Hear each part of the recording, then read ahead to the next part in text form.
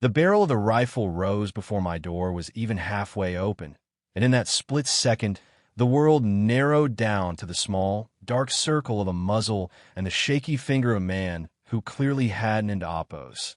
He'd been trained to hold it. Most people would have frozen or screamed, but when you spend a decade in combat arms, your brain doesn't oppos. Panic, it just starts checking boxes. I counted 5 of them spread across my porch and lawn, wearing black tactical vests that looked like they'd been ordered in bulk from a clearance website, and a guy in front with a security badge pinned, so crookedly the corner was peeling off. End quote. Vault code, end quote, he said, his voice trying to sound gravelly and authoritative, but cracking just enough to betray his nerves, end quote. HOA safety audit, move aside. End quote. I didn't oppose. Move an inch. I just stood there in my flannel shirt and cargo shorts, looking past the steel at the tactical mess they'd staged on my property. One guy blocking the steps, 2 flanking the driveway like they were expecting a jailbreak, 1 filming with a smartphone, and another watching the street while a black SUV idled at the curb with its hazards blinking. It was a circus, a dangerous, high-stakes circus. And then she stepped into view, Mara Vance, the HOA president who treated our quiet Oak Creek cul-de-sac like her own private fiefdom, folding her arms over her expensive blazer and looking at me with a smile that never reached her eyes. End quote. Just give him a code, Elias, end quote. She said, her voice dripping with that fake, neighborly concern that makes your skin crawl, end quote. This all ends fast if you just cooperate and let us verify the contents. It's for the community's safety, really, end quote. I looked at the guy holding the gun. His finger was riding the trigger too tight, his knuckles white, and I knew right then that I wasn't oppos. Dealing with law enforcement, or even professional security, I was dealing with a bunch of hired thugs playing dress-up under the orders of a woman who had confused a neighborhood charter with a supreme mandate. I told her, flat and calm, that I wasn't an oppos. Giving them a damn thing. And I watched Mara's smile vanish, replaced by a cold, sharp bitterness that showed her true colors as she turned away and told them to, end quote, escalate, end quote, because by tonight, this house wouldn't into oppos. Be compliant. She didn't in oppos. Asked permission. She just snapped her fingers at those men like she was ordering a latte, telling them to secure the perimeter while she moved closer, her heels clicking on my pavement, eyes fixed on my front door, as if she already owned the air inside my house.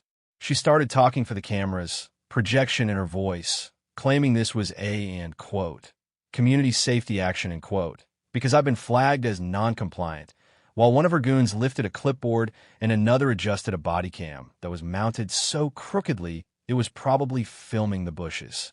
Mara was the kind of person who ruled by memo and fear rather than votes or consensus. A woman who'd realized that if you use words like, end quote, liability, end quote, and, end quote, insurance risk, end quote, often enough, most people will hand over their keys just to avoid the headache. But she had no idea that she had just picked a fight with the one man in the neighborhood who knew exactly what real authority looked like and what a cheap imitation felt like. End quote. Insurance requires documentation, end quote. She added, her tone shifting back to that clinical, bureaucratic drone as she gestured toward my house, end quote. If we don't verify the vault, the master policy coverage gets complicated. We aren't in oppos. Here to search. Elias, we just need the code so the inspectors can log the inventory. End quote.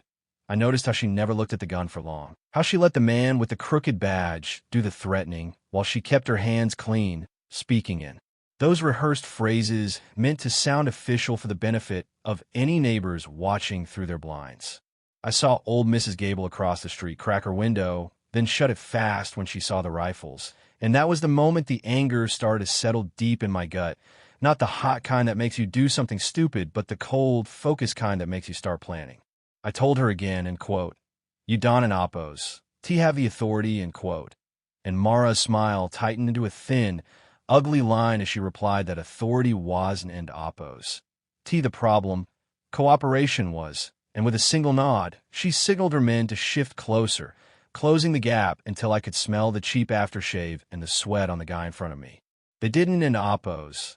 Leave after she nodded. They just lingered there, measuring angles and staring me down, trying to provoke a reaction that would justify them pushing their way inside. But I just watched them, cataloging every detail of their faces and their gear, falling back into the rhythm of a life I thought I'd left behind. I hadn't an Oppos, T worn the uniform in years, and I'd moved to Oak Creek specifically because I wanted the kind of quiet that lets you forget the sound of radios crackling and the weight of a plate carrier. But habits dawn in Oppos. T die just because you stop getting a paycheck for them. To the HOA, I was just a quiet guy who kept his lawn mown and didn't an Oppos. T show up to the summer potlucks, a guy who kept himself and didn't an Oppos. T advertised his past, and that was Mara's first mistake. She mistook my restraint for weakness, thinking that because I didn't an Oppos. T barked back, I didn't an Oppos. T have teeth. That night, after they finally retreated, a violation notice hit my inbox time-stamped barely 30 minutes after their SUV pulled away, citing, in quote, firearm safety noncompliance, in quote, with no statute or bylaw referenced, just a vague warning about, in quote, insurance exposure, in quote, and a looming deadline. By morning, there were 2 more, then 3, each using different sender names but the same automated, inevitable language designed to make resistance feel like a waste of time, a digital siege meant to wear me down until I surrender my privacy for the sake of a quiet life. I replied once, a single email that was calm and precise, citing state law regarding private property and the specific HOA bylaws that said nothing about interior inspections of personal safes, and a reply came back in under a minute. End quote. Enforcement pending. End quote. No signature, no name, just a threat. That was when the real patrol started. A black SUV idling across the street after the sun went down, its headlights off, the faint glow of a phone screen visible through the tinted glass as someone sat there watching my front door. They didn't an Oppos. T knock again because they didn't an Oppos. T have to. The message was clear enough that they were waiting for me to break, but I spent those nights at my window, cataloging their shifts and timing their movements, because when you've stood in places where a mistake gets people killed, you don an Oppos. T get intimidated by a guy in a rented Tahoe. I decided to attend the HOA board meeting that Tuesday, a noon session they'd scheduled on a weekday, specifically so the room would be empty of working residents, and I watched as Mara ran the room like a courtroom she'd already bought and paid for. She didn't end Oppos. T allow for discussion or motions. She just slid a, in quote, temporary safety directive, in quote, onto the agenda at the last second, reading it at a lightning pace and declaring it passed with a sharp tap of her gavel before anyone could even process what the words meant. It didn't in Oppos. T mentioned guns explicitly. It used phrases like, in quote, risk mitigation, in quote, and in quote, third-party security verification for high-liability residents, end quote, a masterpiece of bureaucratic nonsense that authorized her to send those armed men back to my house whenever she felt like it. As I was leaving the community center, one of the guys from my porch approached me in the hallway. No gun this time, just a clipboard and a smug, practiced grin, telling me that, in quote, voluntary compliance keeps everyone's premiums down, in quote, and that my refusal was putting the whole neighborhood at risk.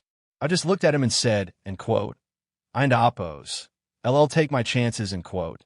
But that night, a new email arrived from an insurance broker I'd never heard of offering a, in quote, mandatory monitoring package, in quote, that included biometric vault verification and annual audits for a monthly fee that was astronomical. I sat at my desk and started digging, pulling corporate filings and vendor agreements, and that's when the shape of the whole rotten thing started to emerge. The security contractor Mara was using had spun up 3 shell companies in the last 18 months, one for, in quote, risk assessment, in quote, one for, in quote, compliance, in quote, and a third that funneled, in quote, consulting fees, in quote, straight back to the personal accounts of Mara Vance and 2 other board members. They were in an Oppos. T tried to inspect my vault because they were worried about safety. They were trying to monetize my constitutional rights, flagging every homeowner with a safe or a vault and then scaring them into paying for, in quote, protection, in quote. They didn't in Oppos. T need to avoid liens and lawsuits. This wasn't an Oppos. T a neighborhood dispute anymore. It was a high-stakes protection racket, a system built to break one homeowner publicly so the rest would pay quietly, and Mara had decided I was the perfect target for her demonstration. I didn't in Oppos. T go loud, and I didn't in Oppos. T go back to my vault. Instead, I went to the county clerk's office and asked a very narrow question about filing authority. Then I reached out to the actual underwriter listed on our community's master insurance policy. Within 10 minutes, the underwriter was on the phone with me, sounding absolutely floored, telling me that the audit and quote, Mara was pushing WASN and Oppos, T recognized by their company, and that coverage was absolutely not contingent on sharing vault access with the HOA. I asked for that in writing, and by the end of the day, I had a digital paper trail that was about to turn Mara's world upside down, a written denial from the insurer, a confirmation from the county that her directive was legally invalid, and an attorney who specialized in coercion and insurance fraud who was very interested in the shell companies I'd uncovered. Mara responded to my silence with more pressure, sending a certified letter warning of emergency enforcement action and hinting at a temporary condemnation of my property for unverified hazards but I just saved every single one of them. The night before the next board meeting, 2 of those men returned to my driveway, standing there with their radios crackling, watching my house as the SUV idled at the curb again. But this time, I had a new ally, a whistleblower from inside the HOA office who had seen enough and sent me a folder of documents at midnight. It contained board minutes that were never shared with residents, revenue forecasts that multiplied flag homes buy monthly monitoring fees and a scanned note in Mara's own handwriting that said, break Elias publicly, the rest will fall in line. It was a smoking gun, the evidence of a conspiracy that went far beyond a few grumpy neighbors. And I spent the rest of the night prepping with my attorney and the county investigator he'd looped in. The morning of the meeting, the room was buzzing, phones were out, and the air was thick with that nervous energy you get before a storm, while Mara stood at the front looking composed and victorious, smiling like she was about to restore order to her kingdom. She glanced at me with this look of pity, as if she'd already won, and then she started her speech about, community standards, the burden of noncompliance, pointing toward me as she claimed that my refusal was a threat to every family in Oak Creek. She was mid-sentence, calling for a vote on, immediate enforcement, when the back doors of the community center opened and the sheriff walked in, not in a rush, just with that heavy, deliberate presence that pulls every eye in the room. Mara tried to play it off, claiming this was a, community matter, but the sheriff just looked at her and said, it's a county matter now, as the investigator connected a laptop to the big projector screen in the front of the room. The silence that followed was deafening as the investigator started scrolling through the emails, the contracts for the shell companies, and the spreadsheet that listed my address in a column labeled, resistant, right next to the projected kickback amounts.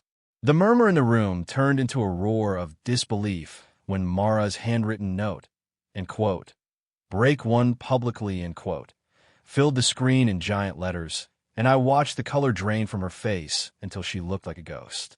One neighbor, a woman who had been paying the fake fees for months, stood up with her voice shaking and asked how they could do this to us, while the 2 board members sitting next to Mara started sliding their chairs away from her as if her guilt was contagious. The sheriff didn't oppose. To have to say much, he just asked Mara if that was her handwriting, and when she started stammering about, protecting the community, standard procedures, he just shook his head and told her she'd been running a protection scheme, not an HOA. The sound of the handcuffs clicking shut was the loudest thing I've ever heard in that room, louder than any gavel or any shouted argument. And as Mara was led past me, she finally really looked at me, not as a, non-compliant resident, but as the man she had completely misjudged. She looked terrified, realizing too late that the quiet guy who didn't oppose want any trouble was the one person who knew exactly how to dismantle her entire life with surgical precision. And as the doors closed behind her, the room just sort of sagged with relief. One by one, the other board members stood up and resigned, their hands shaking as they left their badges on the table, while the district attorney's voice came over the investigator's speakerphone to announce that an emergency injunction had frozen all HOA enforcement, and that restitution would be pursued for every homeowner who had been coerced into paying. I walked out of that building into the cool evening air, and for the first time in weeks, the neighborhood felt like it belonged to the people again, not to a group of thugs with crooked badges and a woman with a power complex. I went home and sat on my porch, watching the lights come on in the houses across the street, knowing that my vault was still closed and my privacy was still mine, and that sometimes the best way to win a fight is to let the other person think they've already won until the moment the trap snaps shut. It makes you wonder, though, how many other neighborhoods are being run by people who think a little bit of authority gives them the right to treat their neighbors like subjects, and what happens when they finally run into someone who ISN and oppos, afraid to push back. I'm curious to know if any of you have dealt with an HOA that stepped over the line, or if you think I should have handled it differently. Did I wait too long to go to the authorities, or was the public reveal the only way to make sure it never happened again? Let me know in the comments what you would have done if 5 armed men showed up on your porch demanding your codes, and if you think justice was really served here, or if there's more to this story that hasn't come out yet.